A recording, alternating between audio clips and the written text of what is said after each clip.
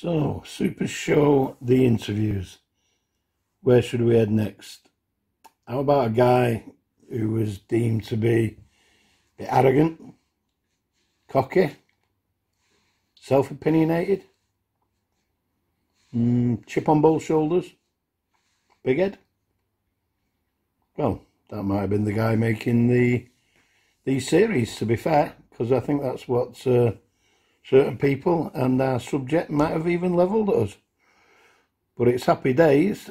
But no, our next subject is one of the most intriguing, complex guys in Muay Thai, a great thinker of the sport, a boxing aficionado, and an all-round good guy, hard graft, and all what I mentioned before. So yeah, our next subject is going to be Darren Phillips from GFC. Top bloke. We reckon this will be about 12, maybe 13, 14, 15 episodes. It's going to take a good old while because we've got a lot to discuss. Starting from his early days, starting out in Muay Thai, to then forming the gym over at Haywood, to GFC, promoting, and you know, producing a string of world-class fighters. And that's even before we get onto his boxing side of things. So yeah, the next subject for the Super Shows, the interviews, will be GFC's Darren Phillips.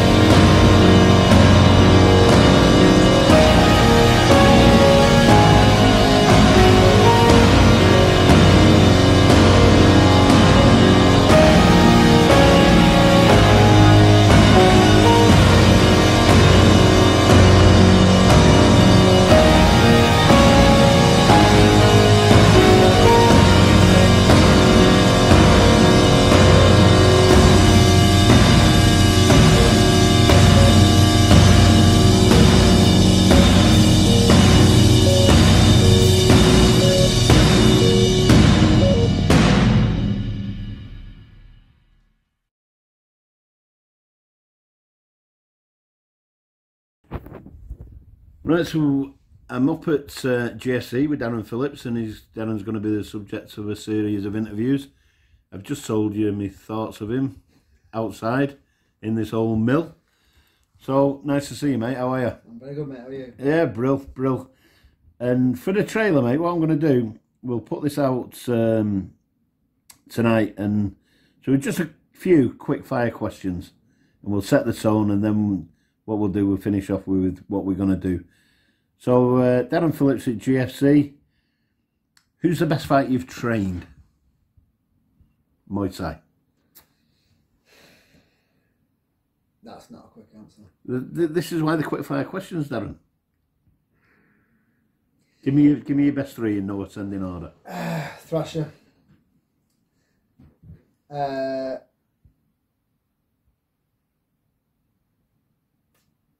Wielden. Very coded. Hayden Wielden, certainly the one who didn't fulfil his potential. And then Luke, skill-wise. Yeah, brilliant. I mean, you could have 10. Oh, yeah. For the trailer, we're going to do 3 because we'll come back to all the others at a later date.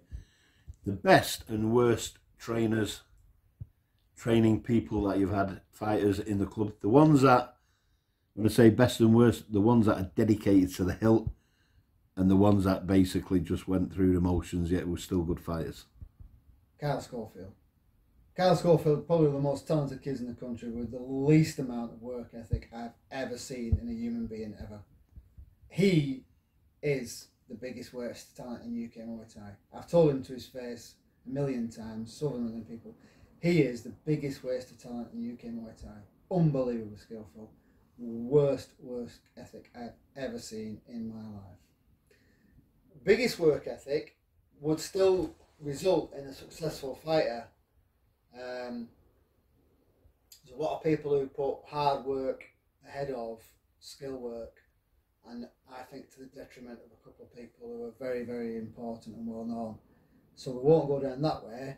I've got a lot of people who work really hard and haven't got the same skill level as some of the people out there.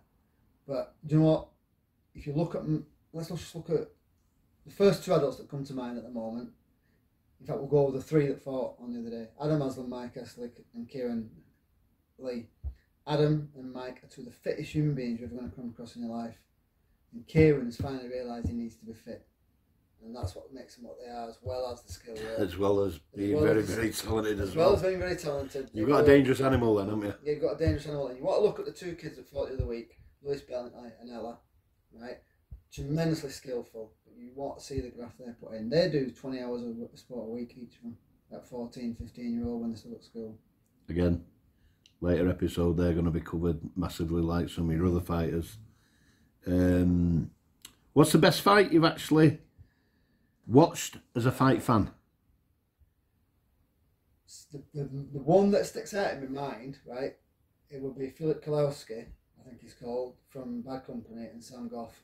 It was on one of Richard Smith's shows at East End Park. Not East End Park, it was at the Sikh Centre in Leeds.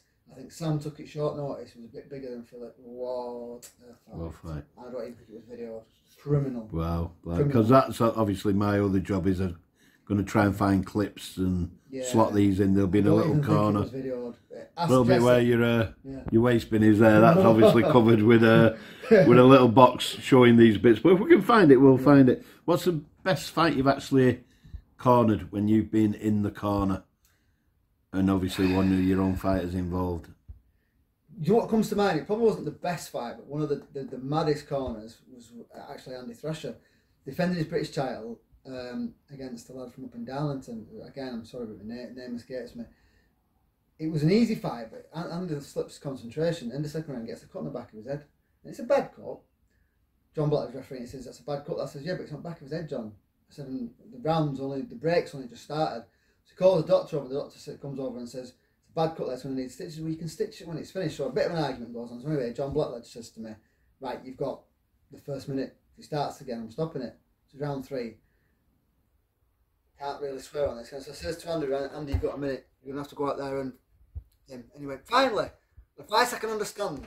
He went out and jumped all over him, 3-8 counts instead of about a minute and stopped the fight. That was mental. I had people texting me for about 2 days afterwards about that fight. Saying what a fight it was. Andy, wow.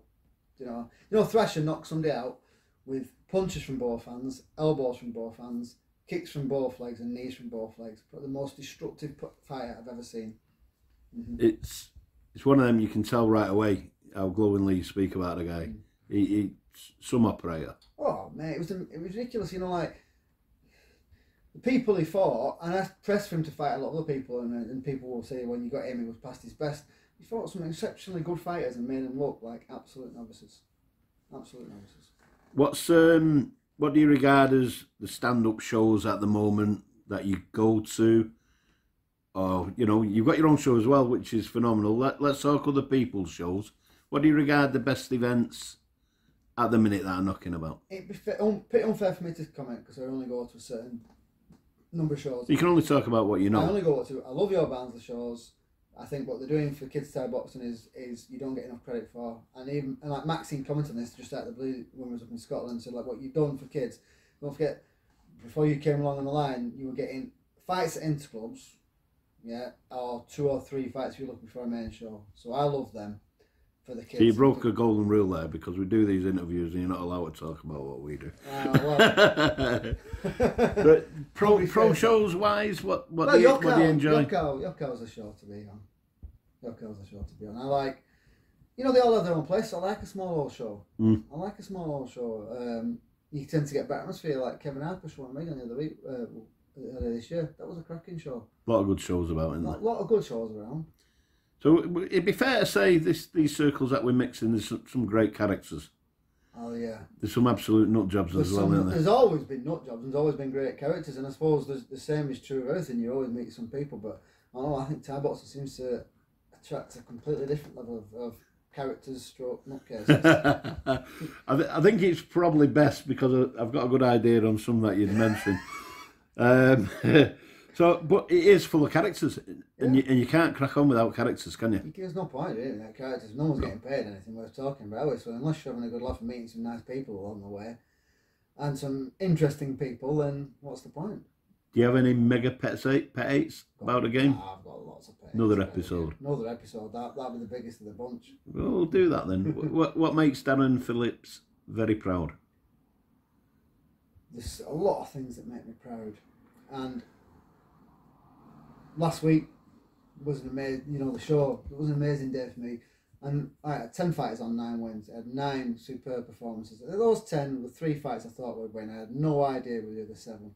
Lots of good positives for me. Some tremendous openings. Little 7-year-old Alpha, the technical skills that he showed. His sister's unbelievable. 16-year-old Daniel, deaf in one ear. Best debut I've seen from an adult ever.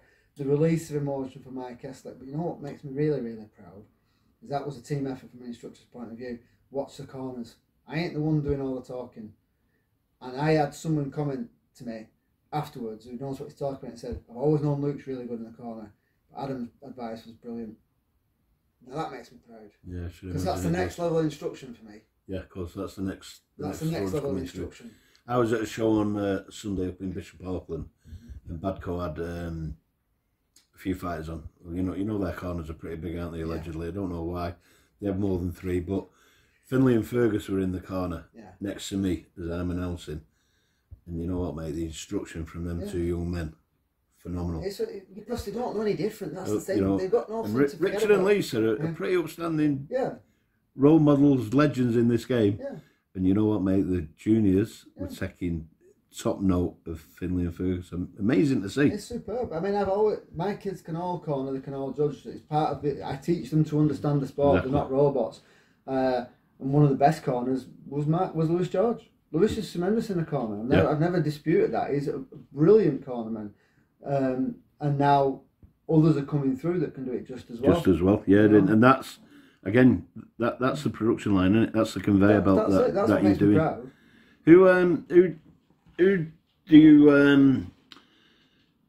Who do you put up there as the top instructors in the game at this minute, Darren? Top instructors of the game. Kevin Harper's good what he does. Gary O'Brien is really underrated. I think he's superb, right? Tony Myers is too busy, but I've never seen him ever put out a bad fighter. Dean James is superb.